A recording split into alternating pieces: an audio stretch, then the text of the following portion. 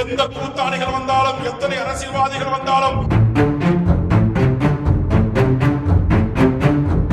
ஆயிரம் ஆயிரம் போராளிகளின் நினைவுகளை சுமந்து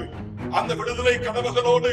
என் தம்பி பாலச்சந்திரன், என் தங்கை இசைப்பிரியாவையும் நினைவில் சுமந்து நாளைய இளைய தலைமுறை எந்த கூத்தாடிகள் வந்தாலும், எத்தனை அரசியல்வாதிகள் வந்தாலும், தனித்தமிழ் ஈழத்தை ஆதரிக்காத எந்த கொம்பருக்கும் இந்த மண்ணில் வேலை இல்லை, தமிழக சட்டமன்றத்தில் இடம் இல்லை. சொல்ல வேண்டும், சொல்ல வைக்க முடியும். எங்கள் ஐயா நெடுமாறன் அவர்கள் தலைமையிலான வைபவர்களும், திருமாவளவன், ராமதாசனும், இன்னும் பல தலைவர்களும் ஒன்று கூடி அறிவிச்சவர் சீமான் அவர்களும் கைகோர்த்து நான் மறுபார்த்திதான் என்னை ஆட்ட முடியாது, அசைக்க முடியாது என்று சொன்ன ஜெயலலிதா, போர் நடந்தால் அங்கு மக்கள் சாகத்தான் செய்வார்கள் என்று சொன்ன ஜெயலலிதா, இந்த வேல்முருகனுடைய அழுத்தத்திற்கும் ஏற்றி,